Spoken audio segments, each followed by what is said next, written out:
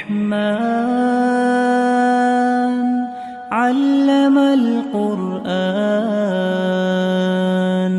خلق الإنسان